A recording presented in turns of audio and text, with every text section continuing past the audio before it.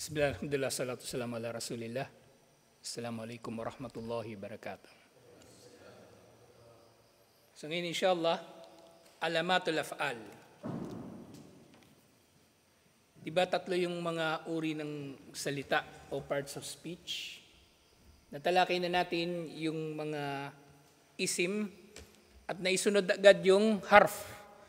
Kasi palatandaan ng isim yung harf. Ngayon inshallah yung mga verb. Yung mga verb. Af'al. Sa Arabic,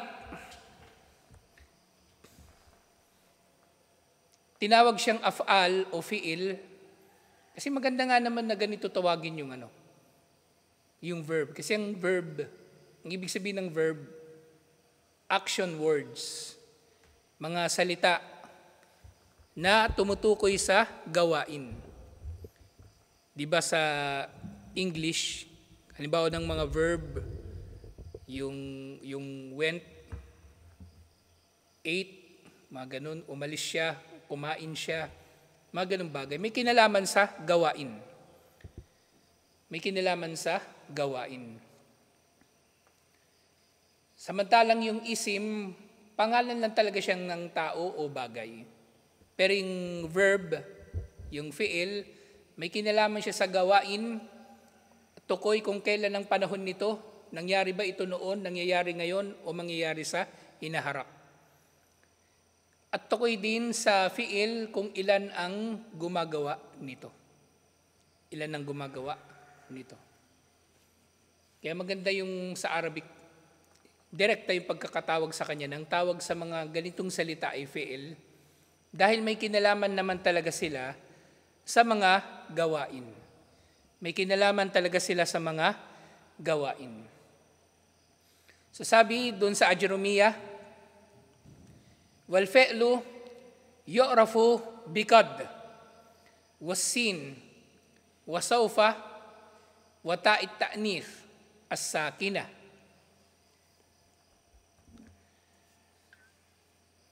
So ito rin yung mga palatandaan ng fi'il. Pero actually, bukod pa sa mga ito, nauna na nating nababanggit nung nakaraan. Kung hindi siya noun, hindi siya preposition, yun ay magiging verb na siya automatically. At bukod pa doon, eto na, itong mga nababanggit dito. Bukod pa sa mga nabanggit ko, na kumbaga sa pamagitan ng exclusion sa logic, ang fi'il ay makikilala din sa salitang qad. Kapag ang salita ay pinangungunahan ng salitang qad, fi'il yun. Bawa sa Quran, qad aflahal mu'minun. Qad aflahal mu'minun, aflaha, ibig sabihin nagtagumpay. Ang qad kasi, ibig sabihin ng qad, kumbaga sigurado na nangyari o siguradong mangyayari. Qad. Meron pang isang qad na palagi nating naririnig tuwing sala. Sa ikama. Di ba? Ano sa ikama? Kad kamatis sala. Yun siya. Yung qad na ito yung nandoon sa kadkamatis sala. Kadkamat, kumbaga, pagtitiyak na itinataguyod na ang sala. Itinataguyod na ang sala. So yun yung silbi kung bakit sinasabi yung kadkamatis sala sa ikama.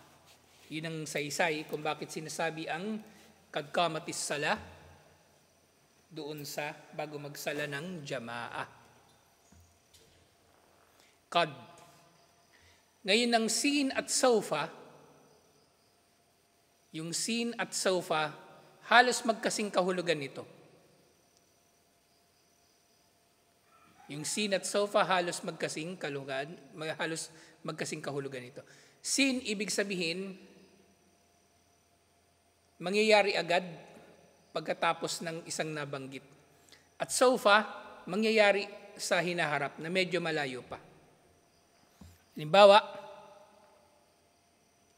wasayujannabuhal atka sa suratu Al-Lail.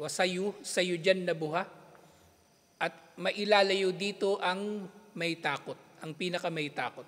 Wasayujannabuhal atka alladhi yu'ti malahu yatazakka wa ma li ahadin indahu min ni'matin tujza illa ibtigaa wajhi rabbihil a'la. Ano yung sunod?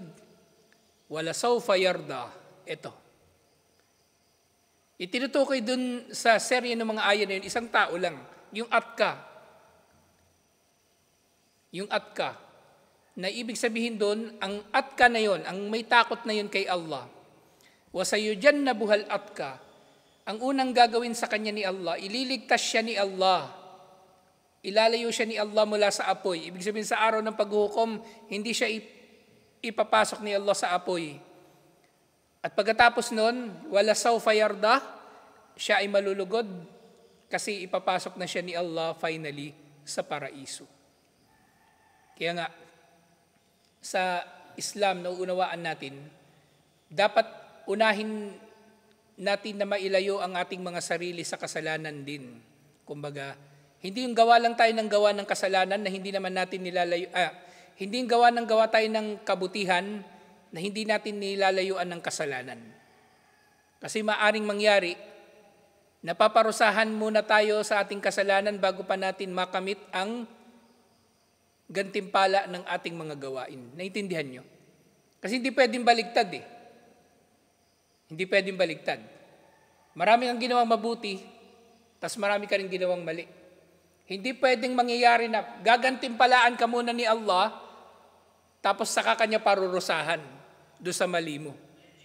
Mauuna ka talaga maparusahan bago pa man magantimpalaan ka. Kasi yung gantimpala mo na ultimately paraiso, hindi ka makakapasok doon hanggat hindi ka dalisay mula sa kasalanan.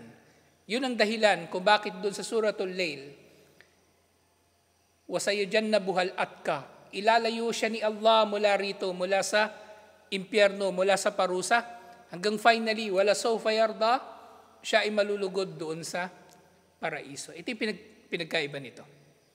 Ito yung pinagkaiba nito. So, halimbawa, example na lang natin, qad. Yung qad nangyari na, di ba? Ito rin yung pinagkaiba nila. Qad nangyari na noon.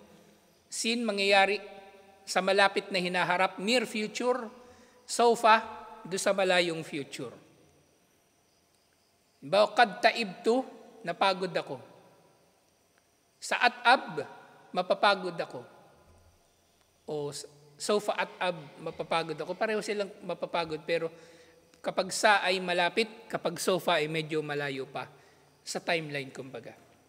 Ngayon, ta'ut ta'nif. Yung ta'ut ta'nif, as-sakina, ito yung isa sa mga palatandaan ng na ang fi'il ay pambabae. Na ang fi'il ay pambabae. So ito ro ay merong arba'u alamat. So merong 4 na tanda para nga sa fi'il. So bukod pa doon sa katotohanan na ang fi'il ay maaari rin nating maunawaan na merong katangian ng absence ng katangian ng isim at harf.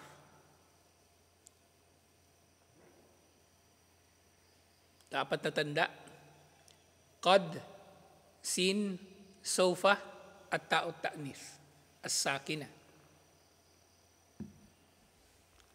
Ngayon, dito, kullu kalimatin masbukatin bikad fahiya fi'lun.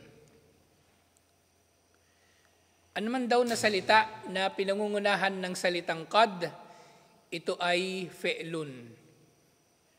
Ito ay verb. Kullu kalimatin masbukatin bisini wa sawfa fahiya fi'lun. So lahat ng salita na mayroong sin at sawfa sa umpisa nito, lahat ng yun ay fi'il, verb.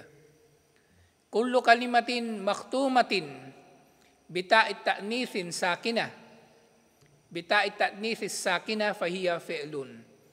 Lahat ng salita na mayroong ta na sukun, halimbawa katabat, isinulat niya, pero babae yung nagsulat. Darasat, pinag-aralan niya, pero babae yung nag-aral. Katabat, ngayon, ito na, sample din pala rito. So doon sa una, sa qad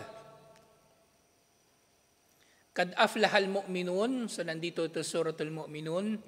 Mithalul awwal, kad aflahal mu'minun. Nagtagumpay ang mga mananampalataya. O mas specific na translation, nagtagumpay na. Nagtagumpay na ang mga nanampalataya. Nakita ninyo yung pinagkaiba. Kapag sinabing nagtagumpay ang mananampalataya, ang mga mananampalataya, at nagtagumpay na ang mga mananampalataya, magkaiba sila ng kahulugan, di ba? Magkaiba. So dito, kapag may kad, ibig sabihin sigurado na, nangyari na, nagtagumpay na ang mga mananampalataya. O yung kad kamatis sala, itinaguyod na ang sala. Itinaguyod na ang sala. Kasi doon pa lang sa ikama, wala pa yung takbiratul ihram, di ba? Na simula talaga ng sala. Pero doon pa lang sa ikama, itigil mo na lahat ng ginagawa mo. Pumunta ka na sa saf. Kaya kadakamatis sala ang sinasabi. Kahit nagsusunna ka, nag-ikama na, at kumbaga alanganin mo na matapos ang sala na sunna, tapusin mo na lang yung sala mo. Itigil mo, tumayo ka na, wala ka nang kailangang gawin, sumama ka sa saf. Dahil ang sinabi, kadakamatis sala. Nagsimula na, itinaguyod na ang sala. So dito, kad aflahal mu'minun, nagtagumpay na ang mga mananampalataya. Hindi sinabi aflahal mu'minun, nagtagumpay ang mga mananampalataya. Hindi, kad aflaha, nagtagumpay na, nangyari na, sigurado na. Sigurado na. Yun nga, aflaha fi'lun, ang aflaha ay fi'il. At yung actually sa adan, di ba? Hayya alas salah, hayya alal falah. Ang falah ay, ano kaya yung falah? Halina sa tagumpay. Isim fi'il o harf? Yung falah doon sa adan. Hayya alal falah. Isim siya. Kasi tagumpay di ba? Tagumpay. Ang fi'il ng falah ito, aflaha. Ito yung pinagkaiba. Falah, isim, aflaha, verb o fi'il. Kasi ito, nagtagumpay, aflaha. Yung falah, tagumpay.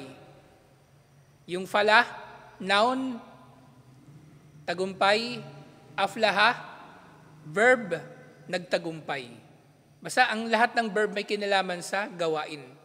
Samantalang yung isim o noun may kinalaman sa pangalan ng bagay. So yung falah, pangalan ng bagay, pangalan ng tagumpay. Pero ito yung pagkakamit mo ng tagumpay. Either noon, ngayon, o sa susunod pang panahon. Mga ganong bagay. So ang aflaha daw ay fi'lun. Ang aflaha dito sa kad aflahal mu'minun ay fi'lun, at ang dalil dito at dalilu dukhulu qad. Na nakapasok daw dito ang salitang qad. Nakapasok dito ang salitang qad. Ngayon sumunod, al-mu'minun, kad aflahal mu'minun. Ang mu'minun dito, kung yung aflaha ay verb o fi'il, ang mu'minun, ano kaya? Isim? Isim siya.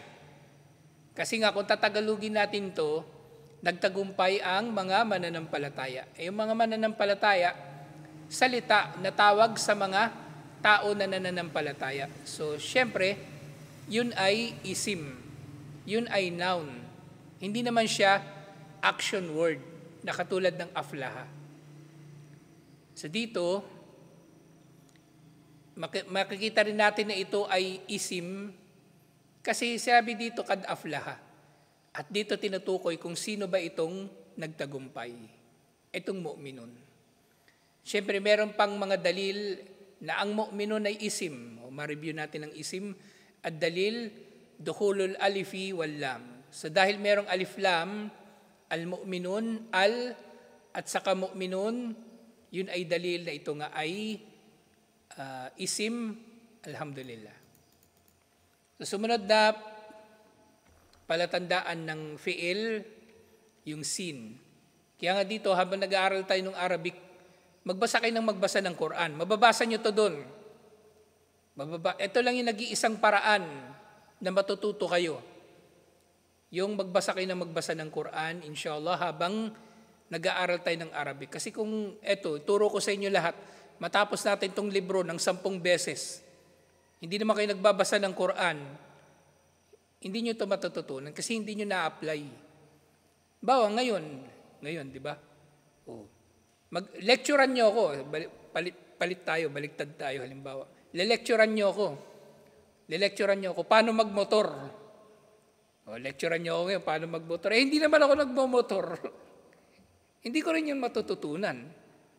Kahit anong turo nyo sa akin, kahit anong simbolo, kahit anong senyas gawin nyo sa akin para matutunan ko paano magmotor. Hindi ko matututunan yun kung hindi naman ako sumasampa sa motor. Hindi, kumbaga yung para bang lecture kayo ng lecture sa akin. Inabot tayo 10 taon, nililecturean nyo ako paano magmotor. Ni minsan di naman ako sumampa sa motor, hindi ako matututo. So ganun din dito. Maturo sa inyo lahat, tapos hindi naman nina-apply, wala rin.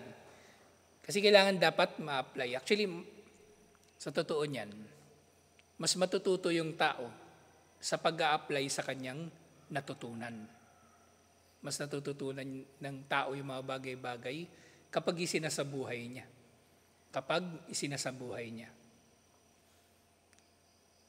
So dito nga yung sin, ibig sabihin ng sin, mangyayari sa hinaharap. So dito, kalla saya'lamun, nandun ito sa Suratun Naba. Kalla saya'lamuna, thumma kalla saya'lamun. Yung kalla, ang ibig sabihin ng kalla, hindi. Kasi pinasisinungalingan ni Allah yung kanilang mga pagtanggi na walang araw ng paghukom. Diba? Amma yatasaalun anin naba'il azim. Kalla saya'lamun, thumma kalla saya'lamun. Saya'lamun, ang original dito na fi'il, alima. Alima nalaman niya. Ngayon, kung magiging yung alima, ang root word palagi ng mga Arabic, tandaan nyo ito ay palaging singular na past tense na panlalaki. Singular past tense na panlalaki. Alima. So nalaman niya. Ngayon, kung gagawin nating present tense yung alima, ya'lamu. So singular pa rin ito na present tense na panlalaki. Ya'lamu. Pero gawin natin siyang plural. Marami silang nakaalam. So yung ya'lamu, magiging ya'lamun. Kasi kaya ya'lamun, kasi marami sila, yung mga tao, yung kuffar, lahat-lahat. Ya'lamun. So ang pinanggalingan talaga nitong sa ya'lamun, ito. Ya'lamun. Ngayon, bakit naging sa ya'lamun? Kasi ang totoo niyan, kalla sa ya'lamun, malalaman nila yung bagay na tinatanggi nila ay totoo pala. Sa araw ng paghuhukom, malalaman nila, totoo pala. Yung tinatanggi nila na araw ng paghuhukom, totoo pala. Kaya sa ya'lamun, kasi ang totoo niyan, malapit na ang araw ng paghuhukom. Kahit gaano pa man katagal, di ba natalakay na natin sa tafsir, kahit gaano pa katagal ang pagitan ng isang bagay at sa kanyang sigurado na kahihinatnan, itinuturing pa rin yun na malapit. Ang kamatayan, kahit gaano pa kahaba ang buhay natin, itinuturing pa rin natin yun na malapit. Kasi siguradong mangyayari. Kaya sa ang ginamit.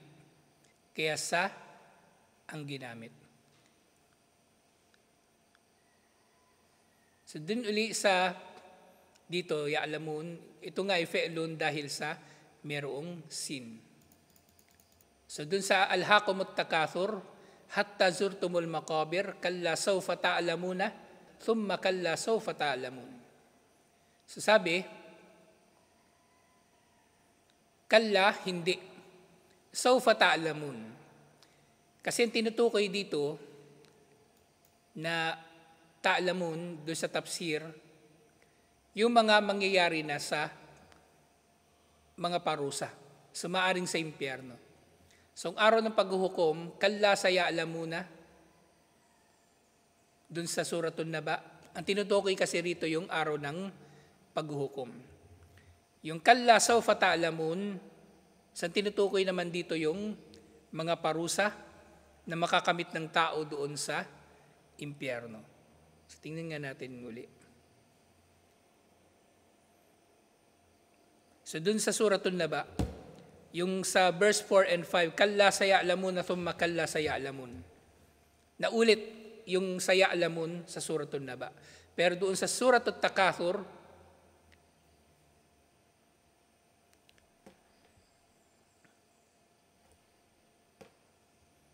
doon sa verse 3 tsaka 4, kalla sawfa ta'lamun thumma kalla sawfa ta'lamun. Sawfa ta'lamun yung naulit. Doon sa Suratun Naba, sa ta'lamun. O sa ya'lamun. Yung sa Suratul Takathur, sawfa ta'lamun. So yung sawfa ta'lamun, ang ta'lamun na dito ay fi'il. Lidukhuli sawfa. Ibig sabihin, dito, sa Suratun Naba, kalla sa ya'lamun, malalaman nila mas malapit. Kasi tinutukoy dito yung araw ng paghukom, kumbaga, mas malapit pa doon, yung kamatayan mismo. Malalaman ninyo kapag namatay na kayo. Pero dito, malalaman ninyo kapag hinatulan na kayo at makakamit na ninyo ang gantimpala ng inyong mga ginawa. Lalong-lalo na ngayong mga parusa. Dahil sa inyong takathur, yung pagpaparamihan ninyo ng yaman. Na dahil dito ay gumagawa kayo ng mga kasalanan. So dito, sawfa ta'lamun ang ginamit. Kasi mauuna yung sa ya'lamun, kalla sa ya'lamun, yung kamatayan o yung pagsisimula ng araw ng paghuhukom, kaysa doon sa kalla sawfa ta'lamun na malalaman o makikita na nila ang kanilang makakamit doon sa kanilang mga ginawa. So ito yung dahilan dito. Bakit magkaiba? Yung isa sawfa. So ang dahilan ko bakit ito nagiging fi'il lidukulis sawfa, dahil sa sawfa. Fakullu kalimatin dakalat aliha as-sin fahiya fi'lun wa kullu kalimatin dakalat aliha sawfa fahiya fi'lun. So yung merong sin, so yung sa ya'lamun at yung sawfa ta'lamun, so pareho silang fi'il. فإذا كانت السين منها فقد تكون فعلا وقد لا تكون فمثلا سحر. Pero syempre may babala. Merong wording, kumbaga. Hindi lahat ng nagsisimula sa sin ay merong sin na para sa fi'il. Kasi maaring yung sin sa umpisa niya para talaga sa salita niya. Nagsisimula talaga siya sa salitang o sa letrang sin. Halimbawa, sihir. Ano ibig sabihin ng sihir? Salamangka, pangkukulam, magic. So, ang sin dito, fasino huna min bunyatil kalima. Ang sin dito ay yung mismong salita. Hindi ito sin ng fi'il. Hindi ito sin ng fi'il. Fasino lati hiya alamatu alal fi'li kharijatun an bunyatil kalima. So yung sin na nagiging tanda na siya ay fi'il ay hiwalay talaga sa salita. Nakahiwalay siya. Katulad dito, di ba? Kung halimbawang mawawala dito yung sa ya'lamun, di ba? Sa ya'lamun. Kung mawawala itong sin na ito, buo pa rin yung salita, ya'lamun. Pero yung sihir, kapag nawala yung sin, kulang na yung salita, mag-iiba na yung kahulugan. Ito, buo pa rin yung ya'lamun na root word. Ganun din sa sawfa ta'lamun. At yung sawfa ta'lamun, mas maintindihan natin kasi nakahiwalay naman talaga siya eh. Pero dito, nakadikit kasi yung sin. Kaya nilinaw dito ni Sheikh rahimahullah, alhamdulillah. Inagapan niya kumbaga kasi baka maling maintindihan ng tao. So nga sa ya'lamun, awwalul fi'li, ya. Ang salitang sa ya'lamun, ang original niya talaga ya'lamun. Nang unang salita dito ay ya. At ang sin, dakhalat alayhi. Wasino dakhalat alayhi, at ang sin ay naipasok lang o naidagdag lang dito. Alhamdulillah. Naipasok lang dito o na idagdag. So yung sumunod, yung ta'o ta'nif, medyo pa ito mahaba-habang paliwanag. So, hindi na muna natin ito kukunin. Kukunin na lang natin ito next week para maipaliwanag na natin ito ng mas malalim, inshallah. Pero simulan na natin. Wa qawluhu ta'o ta'nif sakina. So yung ta'o ta'nif, yung ta na merong sukun sa dulo, ibig sabihin, wala siyang haraka, ishtarat syaratain. So merong dalawang kondisyon. Ito ay dapat na ta para sa pambabae na fi'il, at ito ay dapat sakina, wala siyang haraka. Fakullu kalimatin khatamat bita'it ta'nif, as-sakina fahiya fi'lun. Ang lahat ng fi'il na mayroong ta'o ta'nif, o ang bawat salita na mayroong ta'o ta'nif, ay fi'il.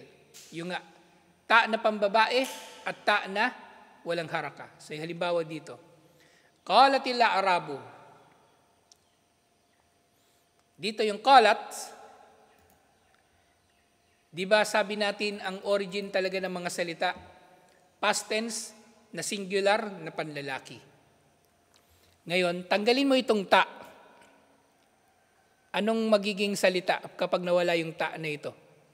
Qala. Ano ibig sabihin ng qala? Sinabi niya.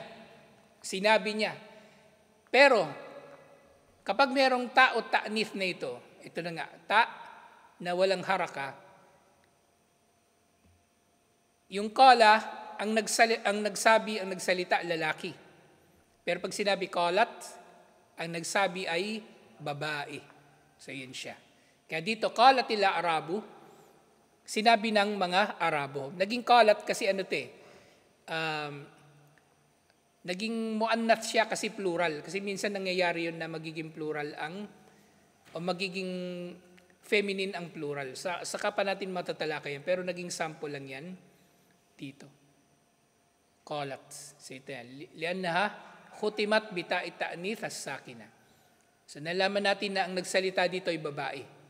Kasi ang dulo niya ay ta na ta'nif.